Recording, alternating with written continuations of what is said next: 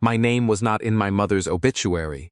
My sister wrote it, and it listed her devoted daughter Dawn, her son-in-law Rick, and 4 grandchildren, and then it went straight to the church and the burial and the memorials. I read it on my phone at a gate in Phoenix, on my way to bury her. That's not the part that broke me. The part that broke me happened 3 hours later at the repast, when a hospice nurse I had never met walked across the room with a photocopy in her hand and said, "Honey, I made this for you back in August. Look at April 9th. I'm 39.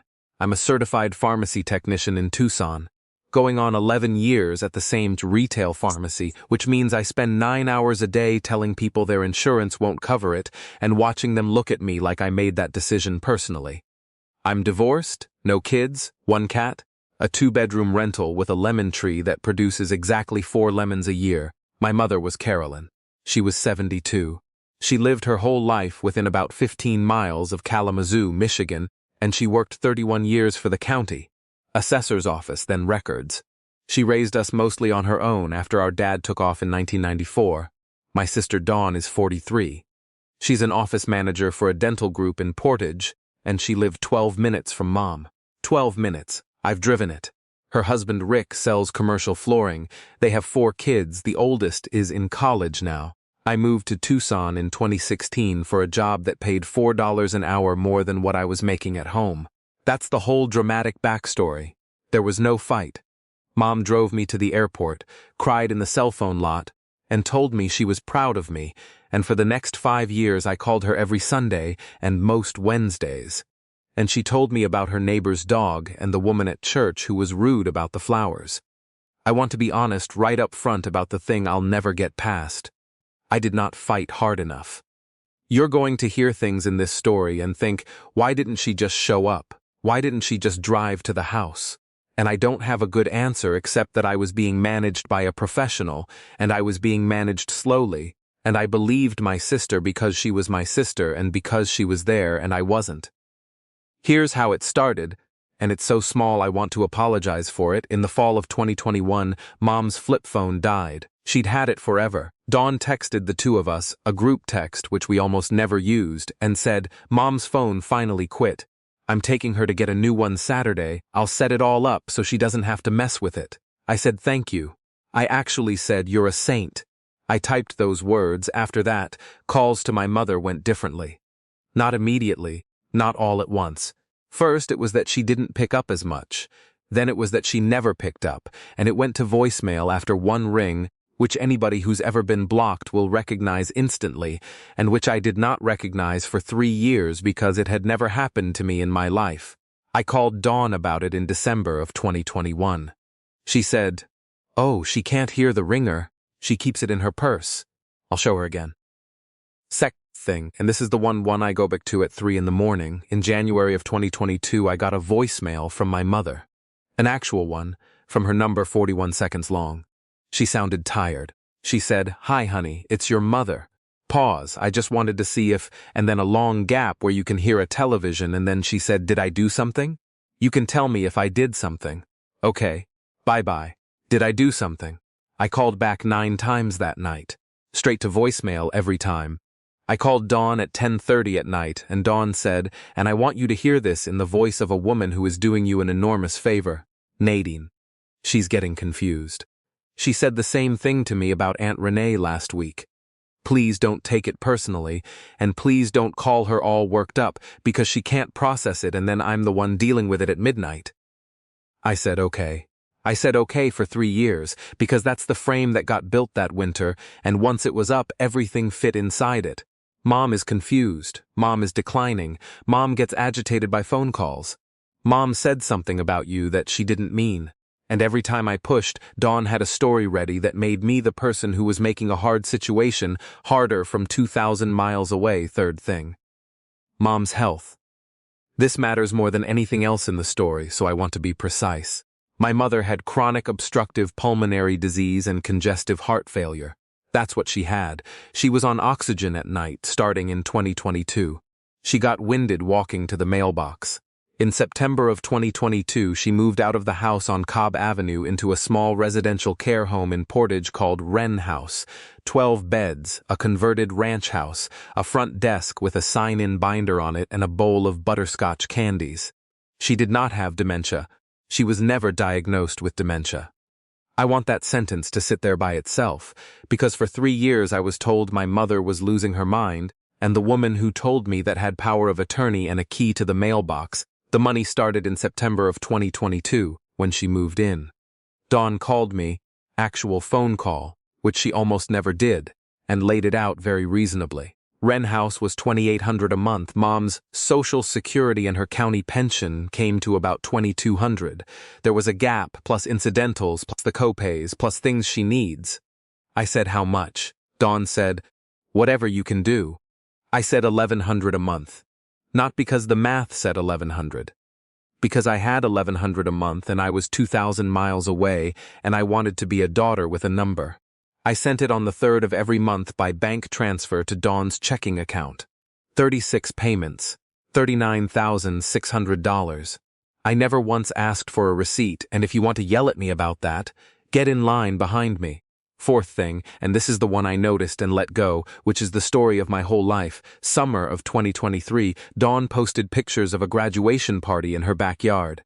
In the background of one of them, in her driveway, was a new white Acura MDX. Not newish. New with the dealer plate still on it. I remember thinking, good for her. I actually thought that. She's exhausted, she's caring for Mom, she deserves a nice car. I flew home 3 times. The first was Thanksgiving 2022. I bought the ticket in October, told Dawn, and got a text 4 days before I flew saying Mom had a respiratory thing and the care home had a visitor restriction.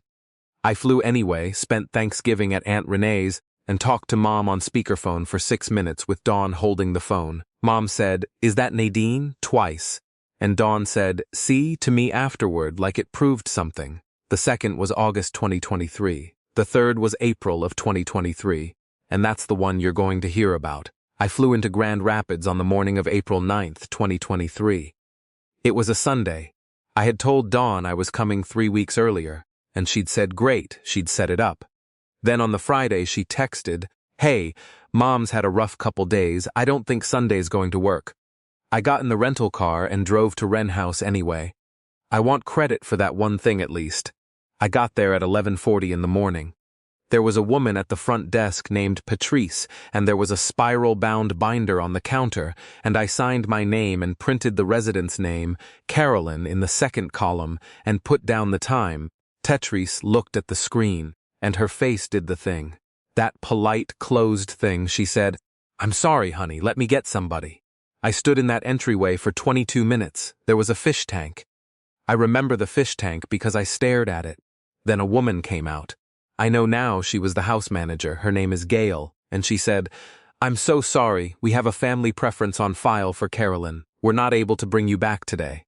I said, "What preference? I'm her daughter." And she said very carefully, "You'll need to talk to Dawn." I sat in that rental car in that parking lot and called my sister, and she picked up on the second ring, which she never did. And she was so sorry, she was so sorry. She said she'd meant to call me. She said Mom had gotten worked up that morning when she heard my name and had said she didn't want a visit, and she said, "I'm not going to force her, Nadine. I'm not going to do that to her." I said, "Put her on the phone," and Dawn said, "She's resting." I flew back to Tucson that night and cried in a middle seat with a sweatshirt over my head, and here's my failure, the real one. After that, I stopped trying to visit. I told myself I was respecting my mother's wishes. I sent cards. Every 3 or 4 weeks, a card in my handwriting with a little something in it. I sent 41 of them over 3 years. I know it's 41 because I bought them in packs of 8 and I have a very boring brain. I never got one back. Dawn said Mom's hands shook too badly to write. My mother died on the 8th of October at 4:50 in the morning. I found out at 7:15 in the parking lot of my pharmacy from a text that said, "Mom passed early this morning. She went peacefully. I'll call when I can." She did not call. She posted on Facebook at 9:40, before I'd told anyone, a photo of the two of them and a caption about how her mother had died in her arms and how caregiving had been the hardest and most sacred thing she'd ever done. 211 comments. I read every one of them in a parking lot in Tucson with the engine running and the air conditioning on. The obituary went up Thursday. Her devoted daughter Dawn, her son-in-law Rick, 4 grandchildren by name, her sister Renee. Survived by. That's the phrase. Survived by. I called Dawn from the airport. I said, my name isn't in it. And my sister. I want this quote exactly right because I've thought about it every day since. My sister said, Nadine, I wrote it at 2 in the morning after watching our mother die. If you wanted to be in it, you probably should have been here. The funeral was Saturday at 11 at a Lutheran church on Oakland Drive. Maybe 70 people. I sat in the second pew because Dawn's kids filled the first, and nobody moved to make room, and I decided I was not going to be a person who fought about pew seating at her mother's funeral. The pastor talked about Dawn for a while, about the daughter who was there, about the sacred work of caregiving. 3 separate people at the receiving line said some version of, "Oh, you came all the way from Arizona." One woman from Mom's old office squeezed my hand and said, "It's good you got to make it," and I said yes, and I went and stood by a window. The repast was in the church basement. Ham buns, that scalloped potato thing, a coffee urn. I was standing by the folding table with the photo boards on it, looking at a picture of my mother at maybe 30 in a striped swimsuit when a woman came up beside me. 50s, maybe 60. Bright blue cardigan. She had a folded manila envelope in her hand. She said, "Are you Nadine?" I said yes. She said, "I'm Yolanda. I was your mother's hospice nurse, 3 days a week since last February," and I said something stupid like, "Thank you for taking care of her," and Yolanda looked at me for a long second and then she said, "Honey, can I ask you something? Where have you been?" And I said, and I heard my own voice crack in the middle of it. I said, I wasn't allowed to come. Yolanda closed her eyes, then she opened them and she handed me that envelope and she said, "I made this for you in August. I've had it in my car for 2 months. Look at April 9th. Inside was a photocopy of a page from a spiral-bound visitor log, Wren House letterhead across the top. Columns: date, visitor name, resident, time in, time out, April 9th, 2023. Nadine Kessler, Carolyn Kessler, time in 11:41 a.m., time out 12:03 p.m., and in the far right column in somebody's handwriting in blue pen, "Not permitted per family instruction." DTR Dawn. See chart. There were 11 more pages behind it. A lot of people have asked me why I didn't turn around and throw that page in my sister's face right there in the church basement with 100 people eating ham buns. 2 reasons. The first is that I couldn't breathe. That's the honest one. I stood there holding those pages and my ears were roaring and I genuinely thought I was going to go down in front of the photo boards. The second reason is that I had been trained for 3 years to check myself before I said anything about Dawn, and that training does not switch off in 4 seconds. My immediate thought, my actual first thought, was, there has to be an explanation. Maybe Mom really did say it. Maybe Dawn wrote that instruction because Mom asked her to. That is what 3 years of being told you're too sensitive does to you. So what I did was fold the envelope, put it in my purse, walk over to Yolanda, and ask if I could take her to breakfast the next morning. I got a hotel room instead of staying at Dawn's. I told the family it was because I snore. I sat on that bed until 2 in the morning going through 11 photocopied pages. Here's what a visitor log looks like when you finally read one. Dawn signed in constantly, 4 or 5 times a week, sometimes for 11 minutes, sometimes for 2 hours. Rick maybe twice a month. Aunt Renee every couple weeks. The grandkids around holidays, and then there was me 3 empty. Across 3 years, April 9th, 2023, turned away. August 12th, 2023, turned away, and this one had a note too. DTR requests no visit, per D, and one from Thanksgiving 2022 that I didn't even remember making because that was the trip where I never made it past the driveway. I'd sat in the parking lot and called Dawn and gone to Aunt Renee's instead. But apparently I'd walked in first and signed the book, because there I was, November 25th, 2022, time in and time out 4 minutes apart, 3 entries, 3 refusals, and in between them 3 years of me telling myself my mother didn't want to see me. Breakfast with Yolanda was at a Bob Evans off West Nedge at 8 in the morning, and it lasted 2 hours and 11 minutes, and it took my life apart. The first thing she told me was that my mother did not have dementia. I said it out loud like an idiot. She had dementia. Yolanda put her coffee down and said, "Nadine, your mother was sharp. Her body was giving out. Her mind was fine. In August, she was doing the Sunday crossword in pen and beating me at gin rummy." I asked her, "Then why did I get told for 3 years?" And Yolanda said, "I don't know, but I can tell you what she told me. Here it is. This is the part where you'll want to throw something. My mother told the hospice staff, repeatedly for a year and a half, to Yolanda and to the social worker and to the aide who bathed her, that she had 2 daughters and that the younger one had gone out to Arizona and made a new life and doesn't want the old one. She told them I had stopped calling in 2021. She told them she'd left messages and I hadn't called back. She told Yolanda in February, "I must have hurt her and I can't remember how." Yolanda said Mom asked about me almost every visit at the beginning, and then less, and then in the last few months not at all, and that the not at all was worse. And Yolanda said the thing that made me understand why a hospice nurse with a full caseload spends her own time photocopying 12 pages of a visitor log. She said, because she'd say you never called. And then I'd look at that binder, and there you were, standing at the front desk on a Sunday morning with your name in the book.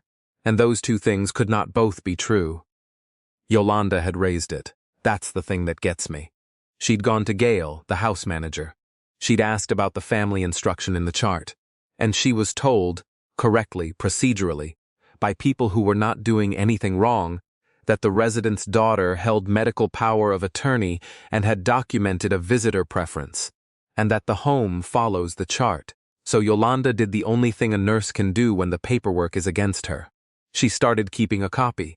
I asked her why she waited until the funeral. She said, "I didn't wait. I called the number in the chart for you twice. In August, and in September." And then she pulled out her phone and showed me her call log, and there was a number I had never had in my life. Wrong area code, wrong everything. Dawn had put a fake number in the chart for me. Or an old one, or a wrong one, I'll never know which, and it doesn't matter, because the effect was the same. For 3 years, the one professional in that building who thought something was wrong could not reach the daughter who was supposedly missing. I drove to Wren House at 11 that morning. Gail met me in the little office off the entry, and she was decent about it, and she was also very obviously talking to me with a policy in her head. She confirmed the visitor preference had been entered in September of 2022 at intake. Not after some incident, not because my mother got agitated, at intake. 9 days after Mom moved in, before I'd ever tried to visit at all. I asked her whether my mother had signed anything. Gail said, "The instruction came from the medical power of attorney holder." I asked her whether anyone had ever asked my mother directly, and Gail sat back in her chair and said, "That's not," and then stopped, and then said, quieter, "No, we follow the chart." Then I asked the question I hadn't thought to ask until I was already standing up. I said, "Do you still have her things?" Because Mom died on the 8th and it was the 12th and nobody had picked up her personal effects yet. Dawn had been busy with the funeral. Gail went and got a clear plastic bag with a zip top and a property inventory sheet stapled to it. Reading glasses. A rosary that wasn't even Catholic, it was my grandmother's. A hairbrush, a framed photo, 2 paperbacks, and a phone with a charger wrapped around it. I signed for it. Gail watched me sign for it, and I want to believe she knew exactly what she was doing, because she didn't have to hand that bag to me. Okay, this is the part I've rewritten 4 times, and I'm just going to type it straight through and not look back at it. I took my mother's phone back to a Hampton Inn on Sprinkle Road, and I plugged it in and I sat on the end of the bed and watched it charge. It came on at 14%. No passcode. The background was a picture of her cat, who died in 2019. The first thing I did was open the phone app and go to contacts, and I scrolled to the Ks looking for my own name. I wasn't there. Not under Nadine. Not under my full name. Not under anything. I went and got my own phone and typed my number into the search bar in her contacts, and it came up, saved as spam likely to. I sat there and read those 2 words probably 40 times. Spam likely to. There was a spam likely 1, which was an actual robocall number out of Ohio. And then mine, right under it, sitting in the same list, so that if my mother ever went looking for me, she'd scroll past a spam listing and keep going. And underneath the contact, in the settings, the toggle was on Barik this caller.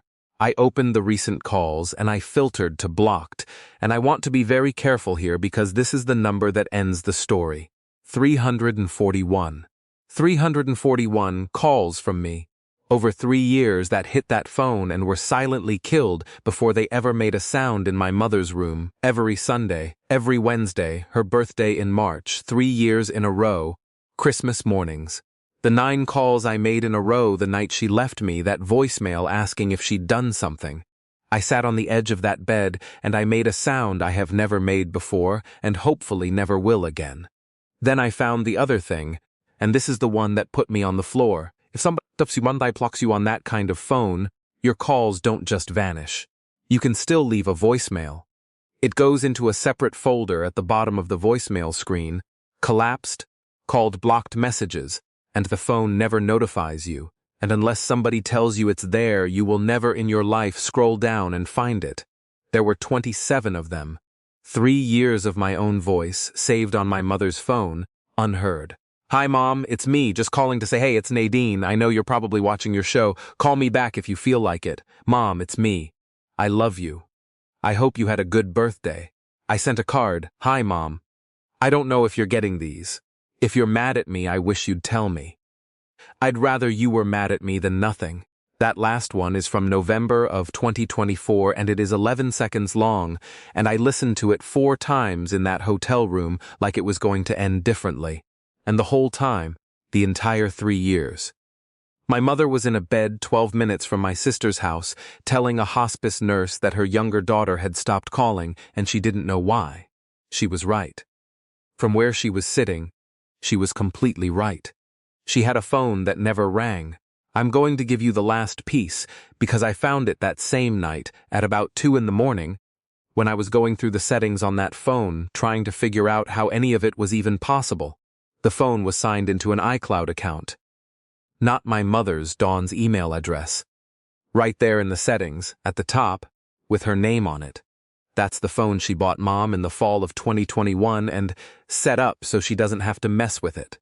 Set up under her own account, which meant every message and every contact and every setting on my mother's phone ran through my sister's hands. I called Aunt Renee at 8 the next morning and asked her to meet me. Renee is Mom's younger sister, she's 68, and she's the family's designated peacekeeper, which is a nice way of saying she has spent 50 years agreeing with whoever is loudest in the room.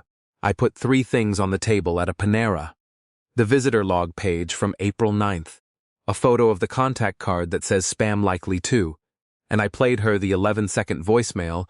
Aunt Renee started crying about 40 seconds in and said, oh no, no. And then she said something I did not expect, and it's the reason the last part of this went the way it went. She said, honey, Carolyn asked me about you.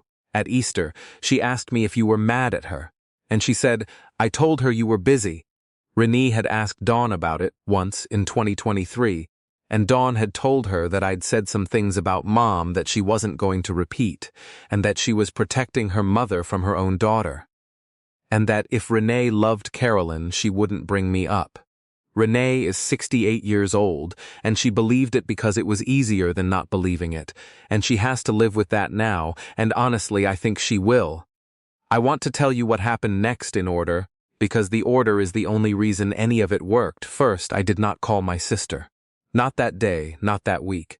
I flew home to Tucson on the 15th and went back to work on the 16th and counted out amoxicillin for 9 hours and told nobody. Second, I hired an attorney. Her name is Christine Vandermolen. She practices in Kalamazoo, and the initial consultation was $350. I brought a folder, the visitor log, photographs of the phone screens, my bank records showing 36 transfers of $1,100 each, and Yolanda's written statement, which she offered before I asked. Christine told me 2 things. The first was that most of what Dawn did to me was not a crime. Blocking a number isn't a crime. Putting a visitor preference in a chart when you hold medical power of attorney isn't a crime. Leaving your sister out of an obituary is just cruelty with a font.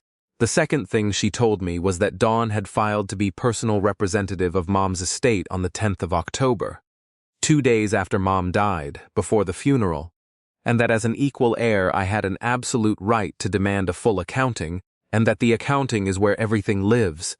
So we filed a petition objecting to her appointment, and a demand for a complete accounting of the estate and of all funds handled on Carolyn's behalf going back 3 years, including her Social Security, her pension, and any third-party contributions. That's me. $39,600 of me, Dawn found out on a Tuesday. She called me 11 times in one afternoon, which is more times than she called me in the entire last year of our mother's life. I didn't answer any of them. She texted, "This is insane. I just buried our mother. What is wrong with you?" Then, "I have receipts for everything. You want to see receipts? Fine then, an hour later, you weren't there, you have no idea what I did for her. You get to fly in for a weekend and feel bad and fly home. I emptied her catheter bag. And then, at 11:40 that night, the one I'm going to be reading in my head when I'm 80, she didn't ask for you. Not once. That's what you can't handle." I screenshotted that one and sent it to Christine, and Christine wrote back 4 words, "Save every single one." The family group chat lit up like a switchboard. Dawn's oldest, my nephew, who is 20 and who I have loved since the day he was born, sent me a message that said, "I don't know what's going on, but you're really hurting my mom right now." Rick called my phone and left a voicemail saying that I had no idea what I was starting, and that if I wanted to make this about money, I should remember who was actually there. 2 cousins unfollowed me. One aunt on my father's side, who I have met 4 times, sent me a message once about how grief makes people do things they regret. The only person who came the other way was my cousin Marissa, Renee's daughter, who is 41 and who texted me on the Thursday. Aunt Renee showed me the log. "Whatever you need. I mean it. I've got a photo I think you should see." The photo was from Dawn's Facebook, July 2023. Backyard graduation party. And in the driveway behind the folding tables, that white Acura MDX with the dealer plate, the accounting was due to the court in January. Christine got 2 extensions worth of delay tactics out of Dawn's attorney, and then it landed, and I read it on a Tuesday night on my couch in Tucson with my cat on my legs. Here's what it showed. Wren House cost $2,800 a month. My mother's Social Security and county pension came to $2,260 a month, and every dollar of it went to Wren House, on time, every month. There is a payment history from the facility that proves it, which means the actual gap. The reason I was sending money in the first place was $540. And I was sending $1,100.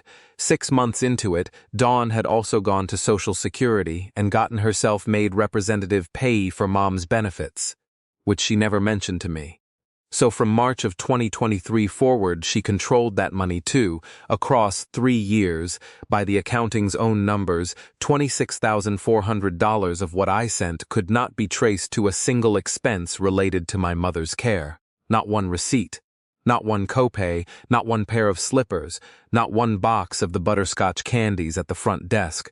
Her attorney's position was that it was reimbursement for caregiving services and mileage, which was not documented anywhere, was never disclosed to me, and was never agreed to by anybody. And in June of 2023, Dawn financed a 2023 Acura MDX with a down payment of $9,000 in cash and a monthly payment of $589.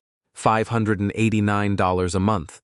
I was sending $1,100 a month, and my mother was in a 12-bed house wearing the same 3 cardigans, telling a hospice nurse her daughter didn't call anymore.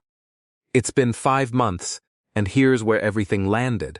The estate case settled in March, in a conference room with 2 attorneys and a mediator, and my sister sitting 8 feet away from me, not making eye contact one time in 4 hours. Dawn withdrew as personal representative. A neutral third party administers the estate. She repaid $26,400 into the estate, which means it gets split, which means about half of my own money came back to me. And yes, I understand how that sounds, and no, that number was never the point. The point was that a judge was going to make her write it down. There's no criminal case. Christine was straight with me from day one that there almost certainly wouldn't be, and the county wasn't interested with Mom gone. I've made my peace with that, mostly.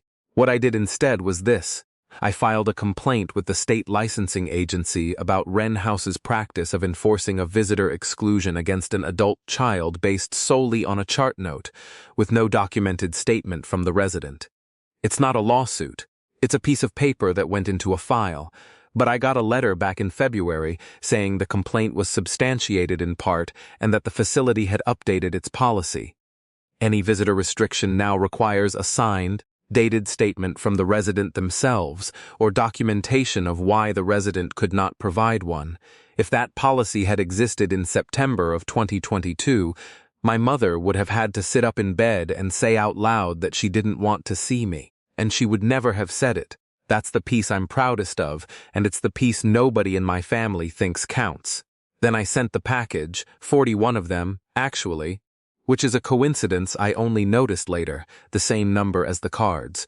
Manila envelopes, mailed on a Saturday, to every adult in that family and to about a dozen people from Mom's church and her old office. Aunt Renee helped me with the addresses each one had, the April 9th visitor log page, the August 12th page, a printed screenshot of the contact card reading spam likely to with the block toggle on, a printed screenshot of the blocked call count, 341, a one-page letter from Yolanda on her own stationery describing what my mother told her about me, and one page from me, 6 sentences long, no adjectives that ended with, "I was not absent, I was blocked.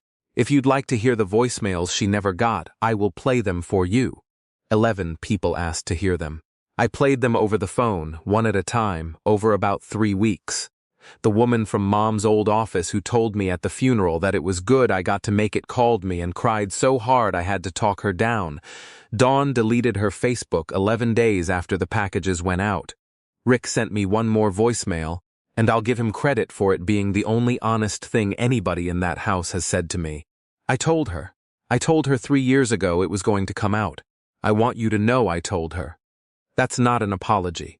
He watched it happen for 3 years and then sent me a note about how he'd predicted the weather. My nephew called me in April. He's 20. He said, "I want to hear them." And I said, "Buddy, I don't think you should." And he said, "She's my grandma." So I played him 4 of them, and he was quiet for a long time, and then he said, "Why would she do that?" I've thought about that more than anything else, and here's the only answer I have. Dawn wasn't protecting Mom from me. Dawn was making sure that Mom's last 3 years had exactly one daughter in them. She got to be the sacred caregiver, the one who was there, the one who emptied the catheter bag, the one who wrote the obituary and stood in the receiving line. And the only way that story works is if I'm not in it. If I'd been calling every Sunday, she'd have been the sister who does the work while I got the phone calls. So she took the phone calls, and once she'd taken them, she couldn't ever let me in the building, because it would take my mother about 90 seconds to figure out what had been done to her. She built a version of her own life, and then she spent 3 years defending it, and my mother died inside it, believing the wrong thing about her own kid. I flew back in May. Marissa came with me. We went to the cemetery, and I sat on the grass for about an hour, and I told her everything I'd have told her on a Sunday, out loud like a crazy person, in a cemetery in Michigan in the rain. Then we went to Yolanda's house and she made us coffee and gave me one more thing, and I'm going to end on it because I don't have anything after it. In August, 3 days after Yolanda photocopied that log, my mother asked her to write something down. Yolanda wrote it on the back of a hospice progress note in ballpoint pen and had my mother initial it, which she did CK in handwriting that was shaky but was absolutely hers. It says, "If she ever comes, tell her I wasn't angry. Tell her I was just waiting." I'm not angry, Nadine. I never was. Yolanda kept it in her car for 2 months next to the photocopies because she didn't have a phone number that worked. So here's what I want to ask, because my own aunt has now told me twice that I went too far, and my nephew's not speaking to me, and 2 of Mom's church friends said sending those packages was not what Carolyn would have wanted. Was I wrong to mail the log and the voicemails to 41 people instead of settling it quietly in a mediation room, and be honest about the other one because Marissa and I still argue about it? Is my aunt, who asked once, got told a story, and dropped it for 3 years, actually any less responsible than my sister?